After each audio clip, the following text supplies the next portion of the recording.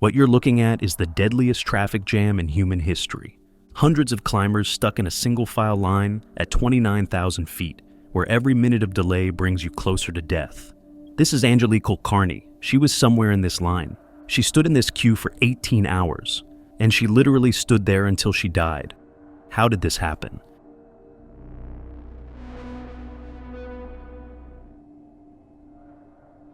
Anjali Kulkarni wasn't some weekend warrior who got in over her head. She was the real deal. A graduate of the prestigious Himalayan Mountaineering Institute in Darjeeling, she'd conquered peaks across the globe over 2.5 decades. This wasn't a woman who took mountaineering lightly. She had trained under some of India's most respected climbing instructors and earned certifications that most recreational climbers never pursue. Mount Elbrus in Russia, Kilimanjaro in Africa, Lobuche, Mera Peak, and Stok Kangri in the Himalayas. Her resume read like a mountaineering hall of fame. Each climb represented months of preparation, physical conditioning, and technical skill development. She wasn't collecting peaks like trophies. She was methodically building the expertise needed for increasingly challenging objectives. At 54, she and her husband Sharad had built a successful advertising agency in Mumbai. They had money, careers, everything most people dream of. Their agency handled major corporate accounts, and they lived comfortably in one of India's most expensive cities. By conventional standards, they had achieved professional and financial success. But they had a bigger dream: the 7 summits, the highest peak on each continent, the ultimate mountaineering challenge that fewer than 500 people in history have completed.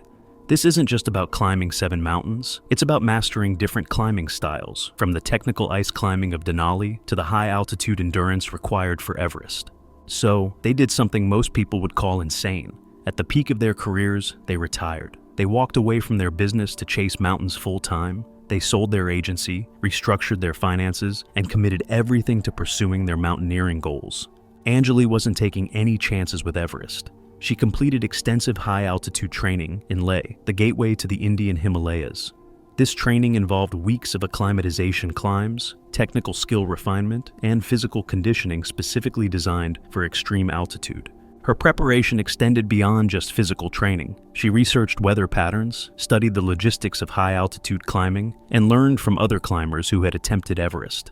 By May 2019, she was as ready as any climber could be. She'd survived decades in some of the world's most dangerous places, from the crevasse fields of glaciated peaks to the technical rock faces of the Himalayas. On the morning of May 22, 2019, Anjali Kulkarni woke up in Camp 4 at 26,000 feet. She was 18 hours away from achieving her lifelong dream. She had no idea she was also 18 hours away from becoming another Everest statistic. To understand how such an experienced climber ended up dying in a queue, you need to understand what made 2019 different from every other year in Everest's history. 2019 was supposed to be a record-breaking year for Mount Everest, and it was, just not in the way anyone wanted. Nepal issued 381 climbing permits that spring, a new record that shattered all previous numbers. At $11,000 per permit, that represented over $4 million in revenue for a country where the average annual income is less than $1,000. For Nepal's government, Everest permits had become a crucial source of foreign currency that was simply too valuable to limit. But permits were just part of the equation. Each climber typically brings at least one Sherpa guide, plus additional support staff for cooking, carrying gear, and managing base camp operations. Add in the Western guides, expedition leaders, doctors, and communications specialists, and you're looking at over 600 people trying to climb the same mountain during the same narrow weather window. Then nature decided to make things exponentially worse. Cyclone Fani, a massive Category 4 storm system, slammed into the Bay of Bengal in early May 2019. It was one of the most powerful cyclones to hit the region in decades, with sustained winds exceeding 200 kilometers per hour.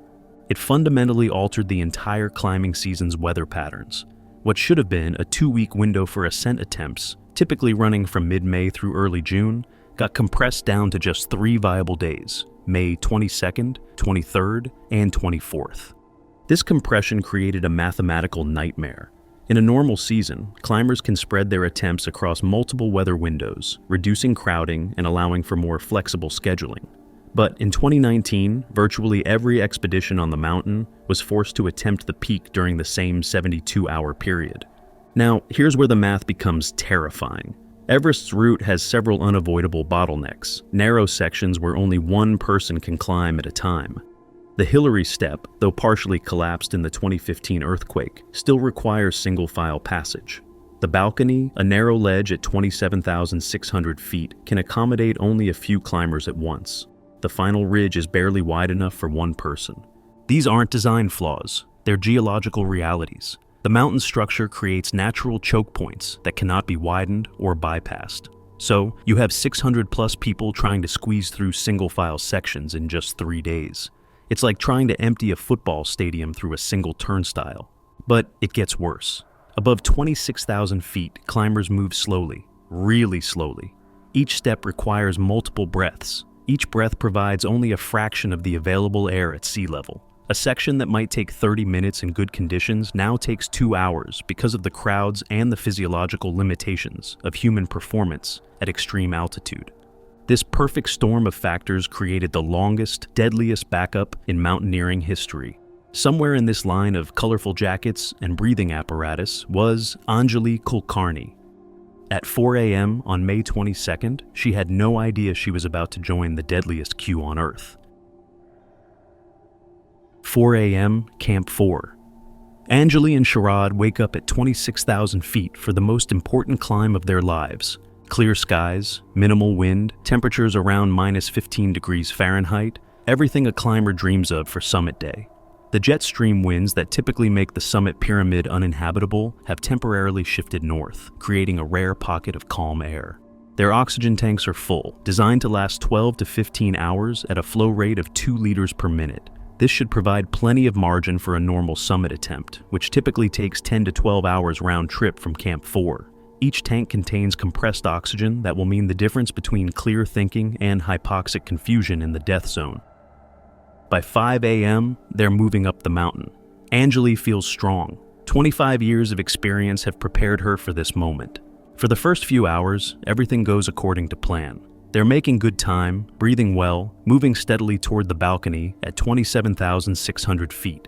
The route is familiar from their acclimatization climbs, and Anjali's confidence grows with each step. This is what she's trained for, what she's dreamed about for years. 8 a.m. That's when they see the first signs of trouble. Climbers ahead of them have stopped moving. At first, it looks like a normal rest break. Teams often pause to adjust oxygen flow rates, change batteries and heated gloves, or simply catch their breath. But minutes turn into an hour. The line isn't moving. 9 a.m. What started as a small delay has become a full traffic jam. Dozens of climbers are now backed up in a single-file line stretching down the mountain. Radio chatter between expedition leaders reveals the scope of the problem. Every team on the mountain is experiencing the same delays.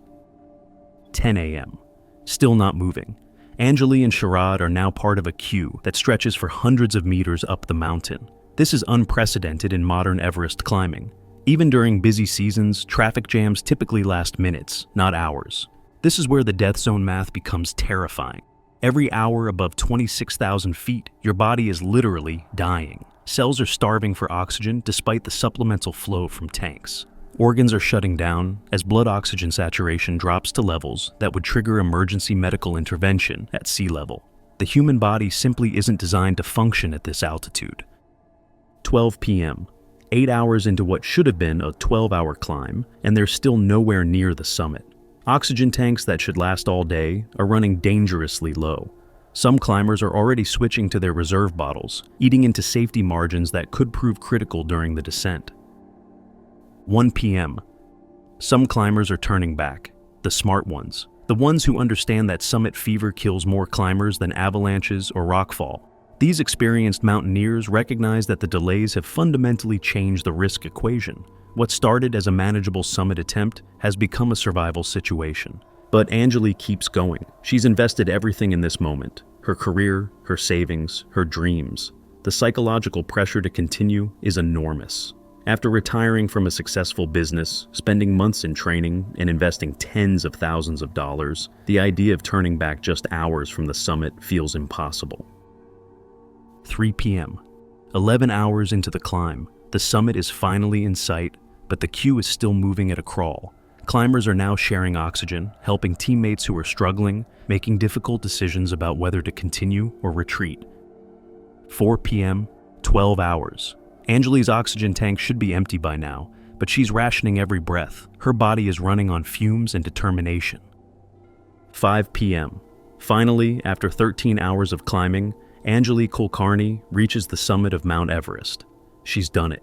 The dream she retired for, trained for, sacrificed everything for. She's standing on top of the world. But here's the cruel reality of Everest. Most deaths happen on the way down. 6 p.m. The descent begins, but Anjali's body has been at extreme altitude for 14 hours. That's 2 hours longer than her life support was designed to last. Every cell in her body is screaming for the gas it's not getting, despite the supplemental flow from her tanks. The descent from Everest's peak is where experience matters most, and where exhaustion becomes deadly. After 13 hours of climbing, Anjali's leg muscles are depleted of glycogen. Her coordination is compromised by prolonged deprivation. Her decision-making ability is impaired by what mountaineers call apex brain, the cognitive dysfunction that occurs after extended time at extreme elevation. 7 p.m. Darkness is falling. Anjali is moving slower now, stumbling, struggling to stay upright. The headlamp that seemed unnecessary during the pre-dawn start has become a lifeline. But even with artificial light, navigation becomes exponentially more difficult. Familiar landmarks disappear into shadow, and the margin for error shrinks to nothing. 8 p.m. Somewhere above Camp 4, Anjali's legs give out. Her Sherpa guide, Galjan, tries everything. He supports her weight, shares his breathing apparatus, pleads with her to keep moving. But 18 hours at lethal heights had pushed her body beyond its breaking point. Severe altitude sickness, exhaustion, and hypothermia were shutting down her organs one by one. Her brain, starved for nearly a full day, could no longer coordinate the complex movements required for descent. Her muscles, depleted of energy and fighting the effects of dehydration, simply stopped responding to her commands. Other climbers and Sherpas stopped to help. At these lethal heights, where every breath is precious, they risked their own lives trying to save hers. This is the unwritten code of high-altitude mountaineering. You don't leave someone behind if there's any chance of rescue. But at 29,000 feet, there are no helicopters, no ambulances, no hospitals. The highest helicopter rescue ever performed on Everest reached only 23,000 feet. Above that elevation, when your body fails, you're entirely dependent on your own reserves and the help of fellow climbers.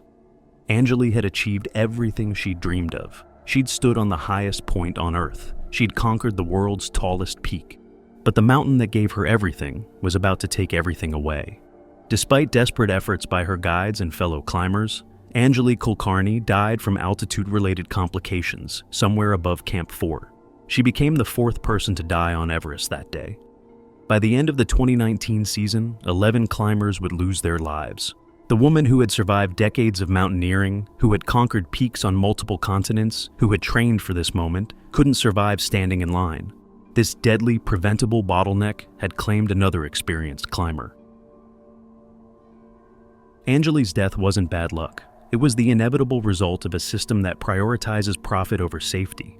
Nepal makes over $4 million annually from Everest permits alone. For a developing nation still recovering from devastating earthquakes and political instability, that's serious money. Money that's desperately needed for infrastructure, education, and healthcare. The temptation to maximize permit revenue is enormous when each climbing season can fund entire government departments.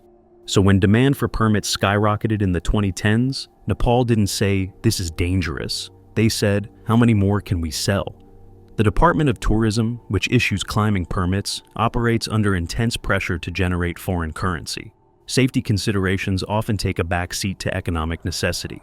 In 2000, Nepal issued 85 permits. By 2019, that number had jumped to 381, a 350% increase in less than 20 years. But the mountain didn't get any bigger. The routes didn't get any wider.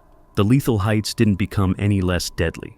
The infrastructure of fixed ropes, camps, and rescue capabilities remained essentially unchanged, while the number of climbers quadrupled. The commercialization created another deadly problem: a massive range in guide quality and expedition standards.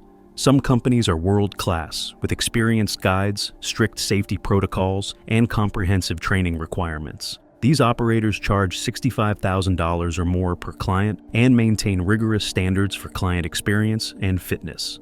Others are basically high-altitude taxi services. They'll take anyone who can pay the $35,000 minimum, regardless of experience or fitness level. These budget operators often employ less experienced guides, use older equipment, and cut corners on safety to maintain profit margins. When inexperienced climbers hit technical sections, they slow down dramatically. They create bottlenecks. They turn a challenging but manageable climb into a deadly gridlock. A climber who takes 30 minutes to navigate a section that should take 5 minutes doesn't just endanger themselves, they endanger everyone behind them. The result?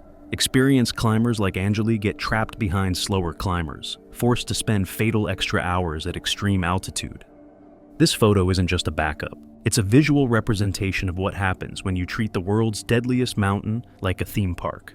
2019 became a turning point, the year the world finally saw what Everest had become. Not a mountaineering challenge, but a high-altitude death trap. When Anjali Kulkarni learned his wife wasn't coming home, his world collapsed. They weren't just husband and wife, they were partners in everything: business, adventure, and life. For decades they'd climbed side by side, from the Western Ghats near Mumbai to the icy heights of the Himalayas. Their bond was built on shared passion, respect, and unwavering support. For 4 years, Anjali battled survivor's guilt and the weight of a dream that had cost him everything. Friends urged him to move on, but grief doesn't follow advice. He remained trapped between the life he'd built with Anjali and the future he couldn't yet face.